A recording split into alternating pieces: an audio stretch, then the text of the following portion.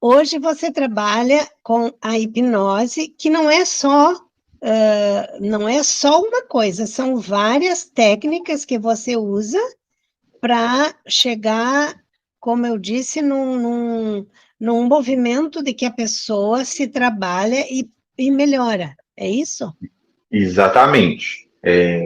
Uma das minhas bases, né, eu falei aqui da física quântica, metafísica e espiritualidade, foi a filosofia oriental. Então, desde criança, eu tive contato com essa história do ego, da iluminação, né, do Buda, do budismo, do hinduísmo, desses Brahma tudo, do Osho. Isso me chamava muito a atenção, assim. E para você ter ideia, eu gosto sempre de falar aí, né, que as pessoas falam muito do Freud, mas o Freud não seria nada nem ninguém se ele não tivesse conhecido um cara chamado Charcot, que era um hipnoterapeuta e terapeuta energético, Sim. né, contemporâneo dele, que foi a primeira pessoa que ele estagiou. Né? O Freud estagiou com Charcot, e depois que ele fez esse estágio com Charcot, né, observando a hipnose de perto, ele estagiou com outro rapaz que também era hipnoterapeuta, que eu sempre esqueço o nome dele, na França também. A partir daí, que ele copiou a ideia do consciente, subconsciente, inconsciente e desenvolveu o que ele chama de ego, id, alter ego, subconsciente, pré-consciente, inconsciente, etc., né, de acordo com a perspectiva dele. Mas até a ideia de associação livre que ele utiliza foi copiada dos processos que o Charcot desenvolvia.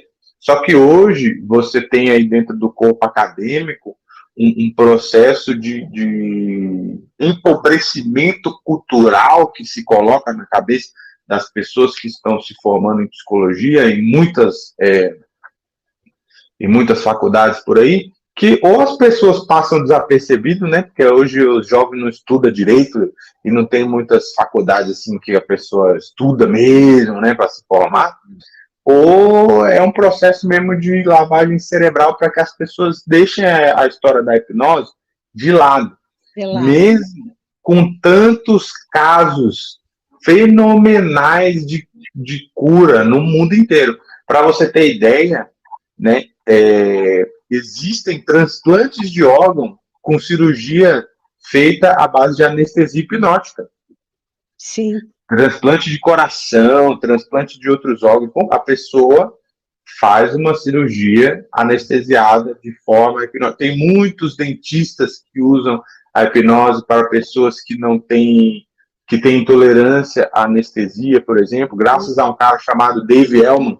Né? O Dave Elman, ele realizou vários procedimentos de saúde aí à base dessa anestesia hipnótica. Mas as pessoas não acreditam. Eu entendo, eu era essa pessoa. Eu achava que eu conhecia a verdade e que o que não passava pelo meu crivo não prestava e não funcionava. Né?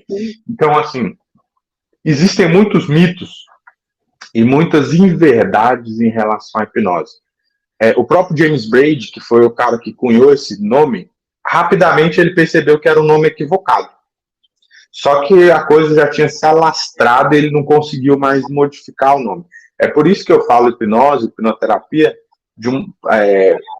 muito didaticamente, assim, porque é mais fácil de explicar a partir daí do que explicar a partir da perspectiva da tecnologia mental. Mas você precisa entender o seguinte, eu falei que a nossa realidade ela é subjetiva. Isso significa, Yara, que todos nós estamos em transe o tempo inteiro. Então, quando a pessoa... Praticamente lindo. O tempo inteiro nós estamos em transe. Se você quer ver um exemplo clássico de um transe que todo mundo já passou, você está aqui com a caneta na mão e procurando a caneta. Gente, onde eu coloquei a caneta? Aí põe a caneta aqui, ó. Onde está minha caneta?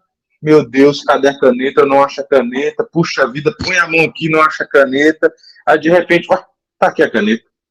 Ou com óculos no rosto, a chave do carro na mão.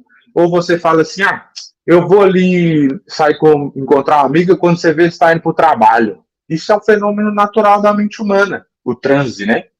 Esse tipo de transe, ele é um transe semelhante ou até igual ao tipo de transe que você alcança no estado de hipnose, vamos dizer assim, né, para a parte terapêutica, né? E ele também é um transe tão igual ou semelhante a quando você passa por esse processo de ansiedade. Qual que é a diferença, então? A questão é você aprender a utilizar esse transe para acessar as capacidades da sua mente e do seu cérebro, tornando elas tornando elas assim úteis para o seu dia a dia, né? Porque você tem que entender o seguinte, ó. Nós temos basicamente a mente consciente, subconsciente e inconsciente. A mente consciente, ela consegue captar 50 bits por segundo. A mente inconsciente capta 11 milhões de bits por segundo. É muita informação, né?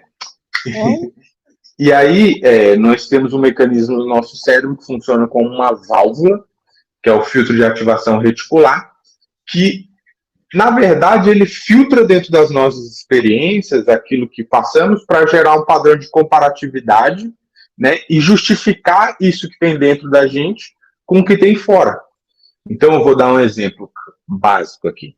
Por exemplo, uma mulher que cresceu aprendendo que relacionar-se com homens é ruim, que os homens não prestam, que não existe homem bom porque ela viu a mãe se relacionando mal, ou porque ela se magoou com o pai, ou com o namorado. Os sentidos dela captam esse tanto de informação, mas o que está ali gravado no subconsciente dela, em todos os sistemas cognitivos dela, em todas as conexões neurais em relação a isso, e existem gatilhos lá firmes disparando o tempo inteiro em relação a esse processo, é que o homem não presta. Então esse filtro de ativação reticular vai buscar dentro dela e vai distorcer a parte cognitiva dela, trazendo para ela a atenção apenas aquilo que está coerente com o que ela acredita internamente. E aí o que acontece? Quando essa pessoa passa por um protocolo comigo, que nós acessamos esse registro, acessamos essa conexão neural e nós começamos a desfragmentar essa conexão neural, automaticamente essa ideia se modifica, a percepção de realidade dela se modifica e esse filtro começa a trazer outro tipo de informação para ela. E aí ela consegue olhar a diversidade e a abundância de seres humanos que ela pode se relacionar e assim se libertar dessa ideia, né?